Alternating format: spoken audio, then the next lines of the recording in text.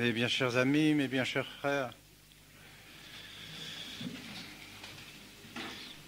qu'elle est suggestive, qu'elle est belle, qu'elle est sublime, la sainte liturgie de l'Église.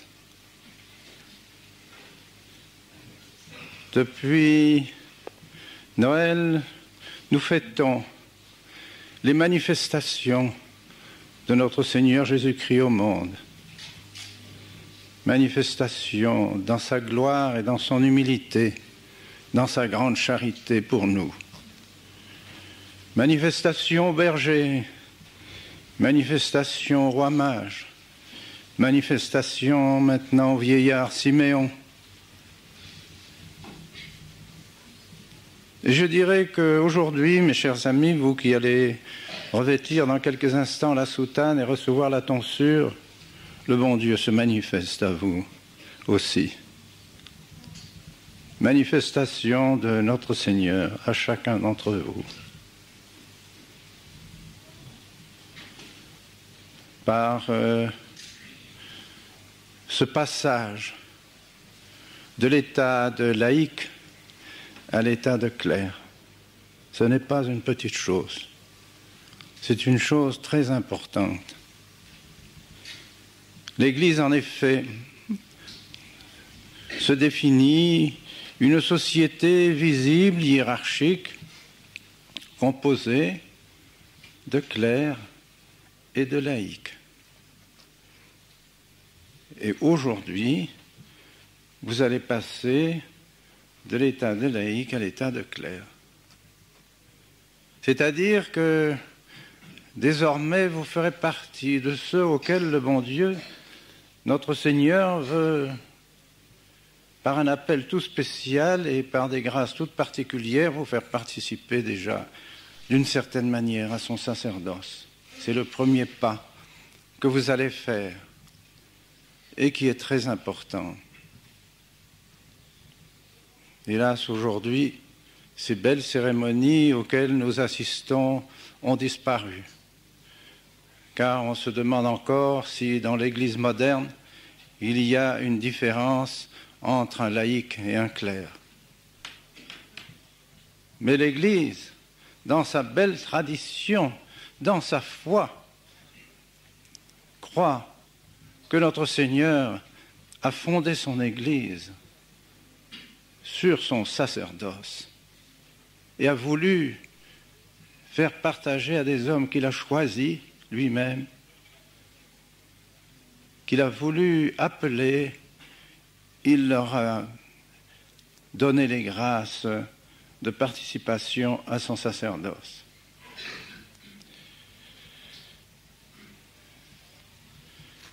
Par la tonsure que vous allez recevoir, mes chers amis,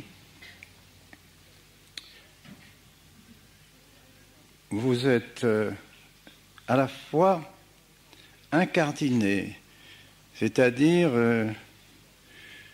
inscrit, attaché à une famille à l'intérieur de l'Église. C'est en effet par la tonsure que l'on reçoit l'incardination. Et cette incardination est aussi très importante. Les juristes nous expliquent, les juristes qui commentent le droit canon, nous disent que si cette incardination est nécessaire, c'est parce que l'ordination sacerdotale à laquelle prépare, d'une manière lointaine, la tonsure, n'est pas faite pour le sujet lui-même. Ce n'est pas un privilège personnel que vous allez recevoir, mais nous inscrit au service de l'Église. Nous sommes destinés au service de l'Église. Et pour cela, l'Église demande que le clerc soit rattaché soit à un diocèse, soit à une famille religieuse ou à une famille considérée comme une famille religieuse. Par conséquent, dès aujourd'hui, vous pourrez vraiment vous considérer comme rattaché d'une manière officielle, d'une manière publique, à la fraternité sacerdotale Saint-Pédis. La fraternité sacerdotale Saint-Pédis qui a été reconnue par l'Église publiquement par des lettres patentes de la congrégation du clergé, peut incardiner dans son sein des clercs qui désirent devenir prêtres. Et par conséquent, vous devenez vraiment membre d'une famille reconnue par l'Église. Sans doute, les circonstances dans l'Église vit et l'invasion par l'Église des modernistes a voulu que nous soyons persécutés et que, apparemment, on nous enlève ce titre de reconnaissance qui nous avait été donné par Rome. Mais lorsque l'on connaît et ceux qui nous ont persécutés et la manière dont on nous a persécutés, il est évident que cela ne vient pas de l'Esprit de Dieu, que cette persécution vient de l'esprit diabolique, démoniaque, qui veut absolument supprimer dans l'Église toute sa tradition, de telle sorte que l'Église commence à partir de Vatican II. Mais nous savons bien qu'il n'en est rien et que nous sommes, par cette reconnaissance de l'Église, rattachés à l'Église de toujours. Par conséquent, ayez cette conviction intime que vous faites partie d'une famille. Et pourquoi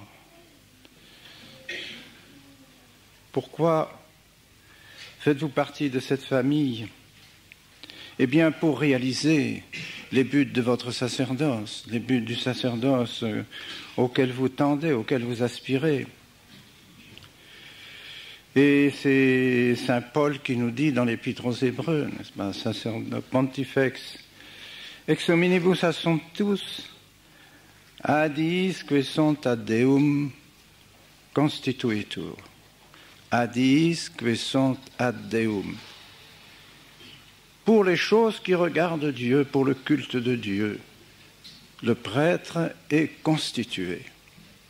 Il est fait pour les choses qui regardent Dieu. Ut offerat dona et peccati, pro peccatis, et sacrificia pro peccatis, pour qu'il offre des dons et des sacrifices pour la rédemption des péchés.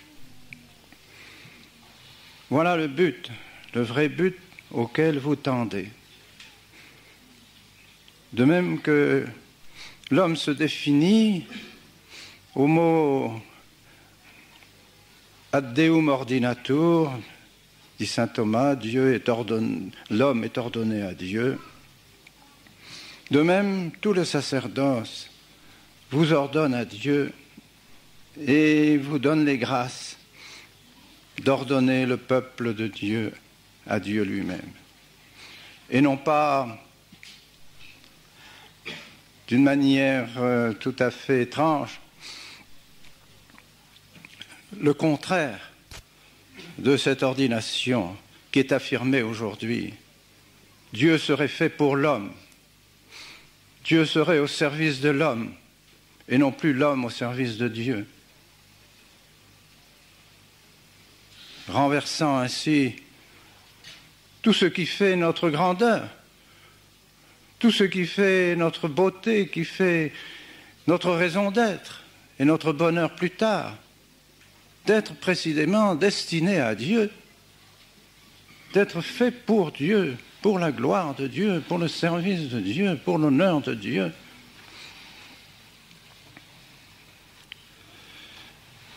Alors soyez convaincus de ces choses, mes chers amis. Et saint Paul ajoute également que Ceux qui sont appelés ne se choisissent pas eux-mêmes. Nequisquam sumit sibi honorem. Chacun de ceux qui est appelé ne reçoit pas cet honneur par lui-même. Mais il est appelé. Sed vocatus est en quam Aaron. Et alors vous serez appelés. Et c'est cet appel qui fait votre vocation. Ce n'est pas tellement votre désir personnel. Votre désir personnel est comme une conséquence, je dirais, de l'appel de Dieu. Le bon Dieu vous a appelé secrètement. Vous pouvez maintenant repasser votre histoire, l'histoire de votre vocation, dans vos esprits, dans votre mémoire, et vous verrez que c'est Dieu qui vous a appelé. Mais alors aujourd'hui, il veut faire cet appel officiellement par l'Église. Et tout à l'heure, dans quelques instants, vous serez appelés. Et vous allez répondre à cet appel, Atsum. Je suis présent. Oui, je veux me donner à Dieu, à Jésus-Christ. Je veux m'attacher à notre Seigneur Jésus-Christ. Je veux le servir.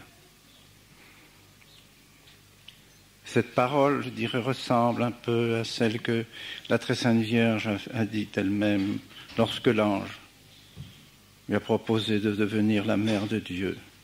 Elle a dit son fiat. Et ce matin, vous allez dire aussi, vous, votre fiat. Alors, mes chers amis, soyez fidèles.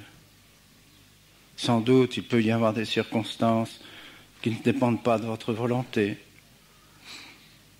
des indications de la Providence qui vous montreraient que telle n'est pas votre vocation plus tard. Cela est toujours possible.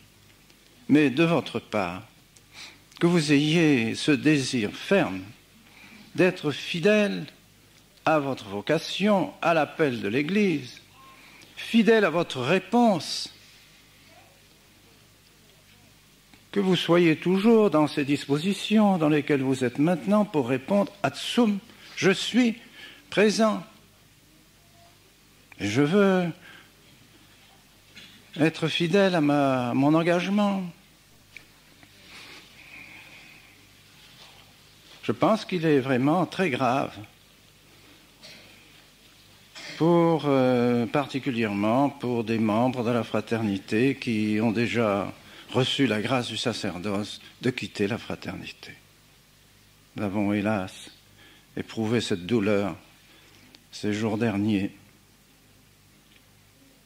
Et nous sommes vraiment dans la tristesse pour eux,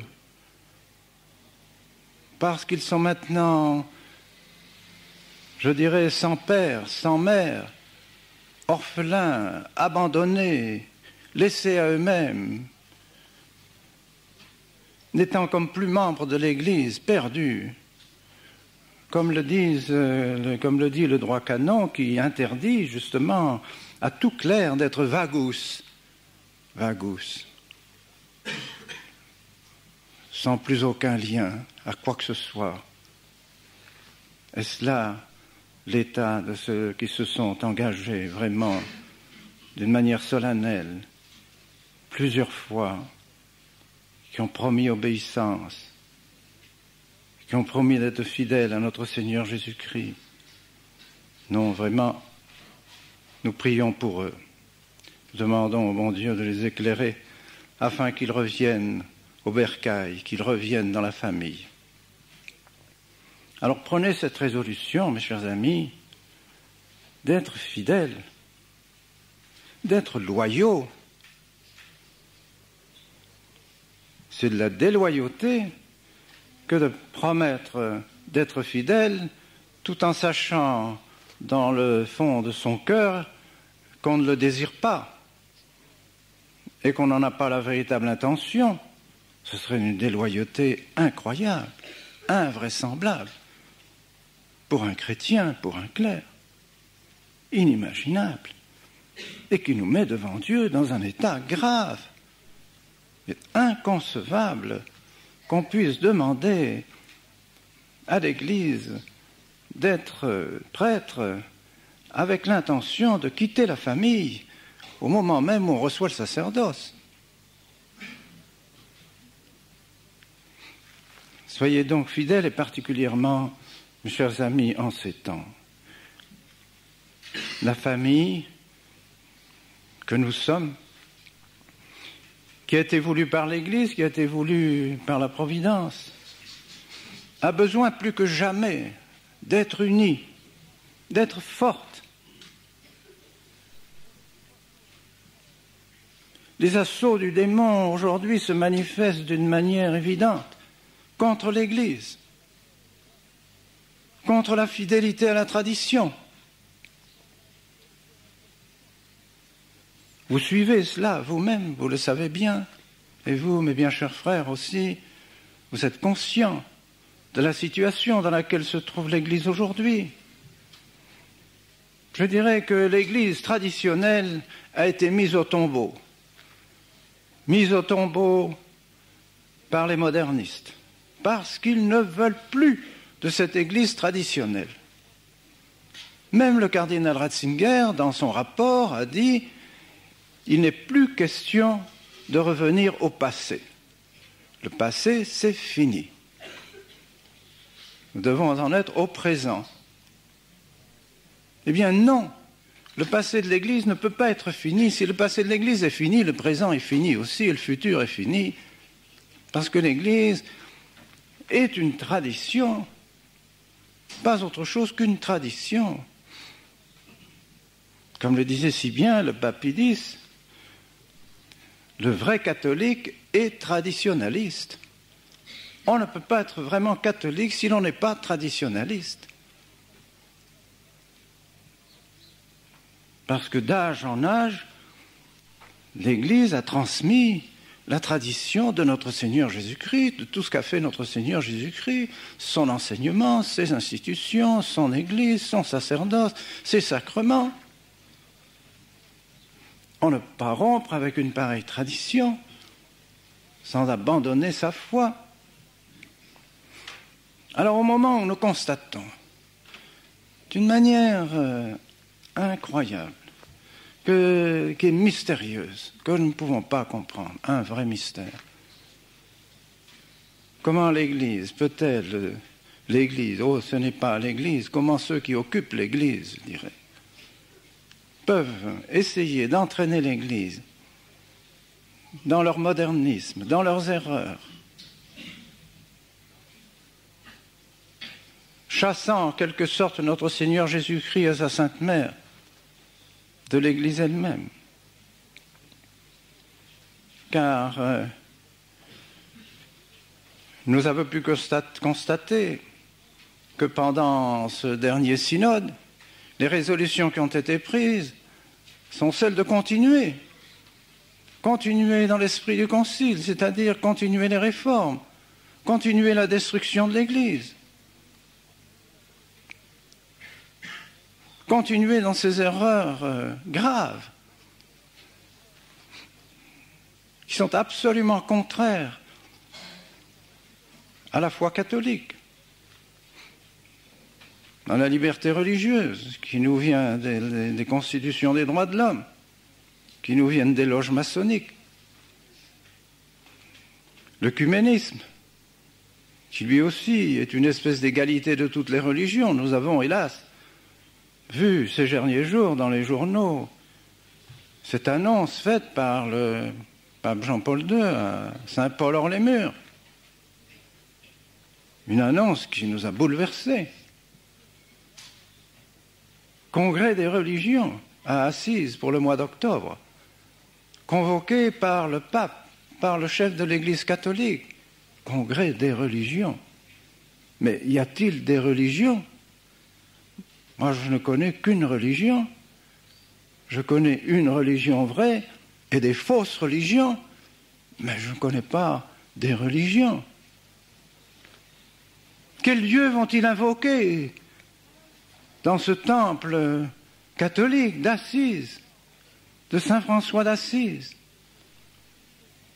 Lui qui a été gratifié par notre Seigneur des stigmates, qui a été uni à notre Seigneur Jésus-Christ, comme peut-être rarement des saints ont été unis à notre Seigneur.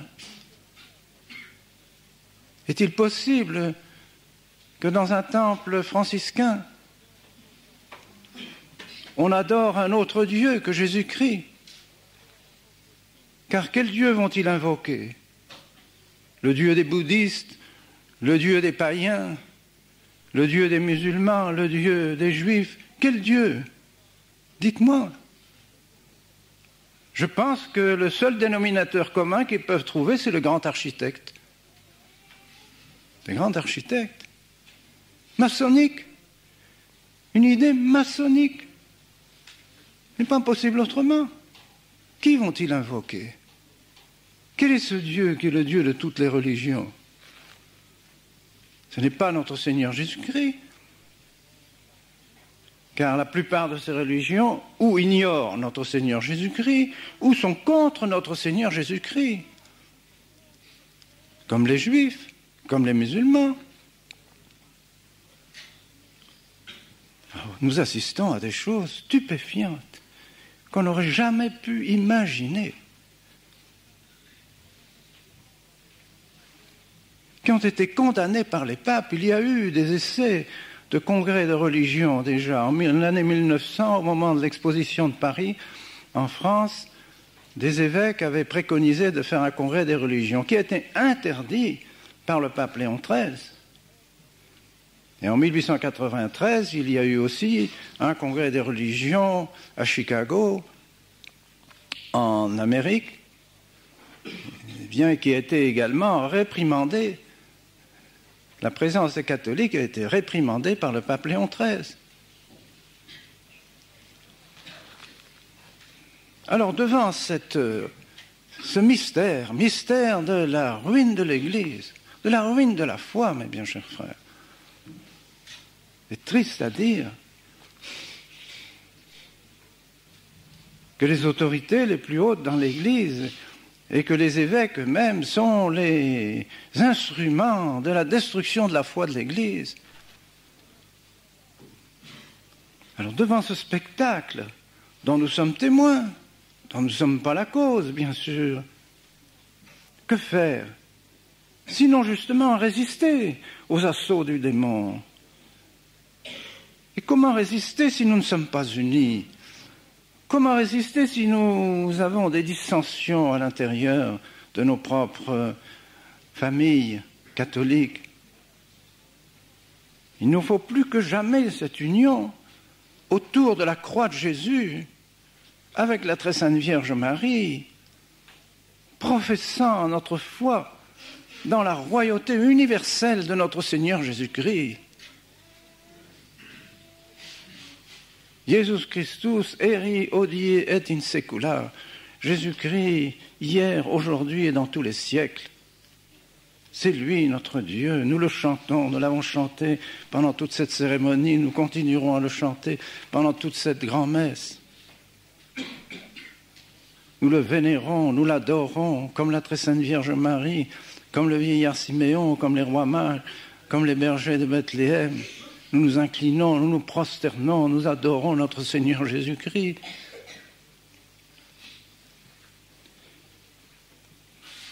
Alors prenons la résolution, mes chers amis, d'être fidèles à ces engagements qui sont comme le complément des engagements de notre baptême,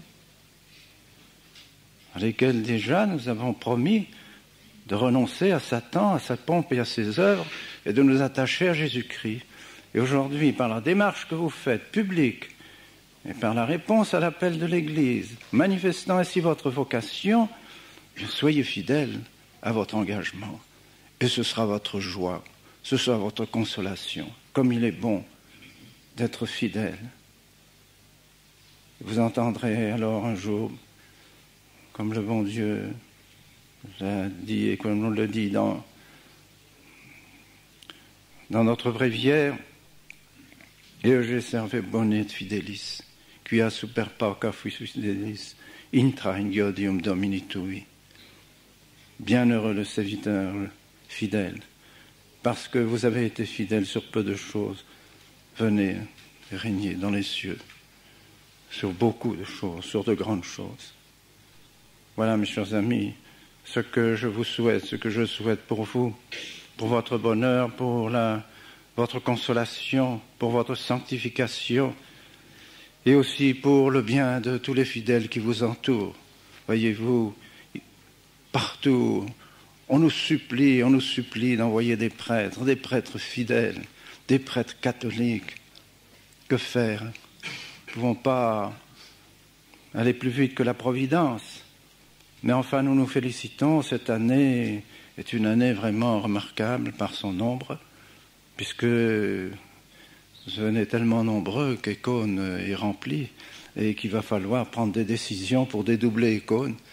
N'est-ce pas là un signe que le bon Dieu bénit notre œuvre et a besoin que des prêtres se multiplient? Demandons à la Très Sainte Vierge, notre reine, notre mère, la patronne de cette maison, que la Très Sainte Vierge vous bénisse et qu'elle fasse de vous plus tard de bons et saints prêtres, au nom du Père et du Fils et du Saint-Esprit, ainsi soit.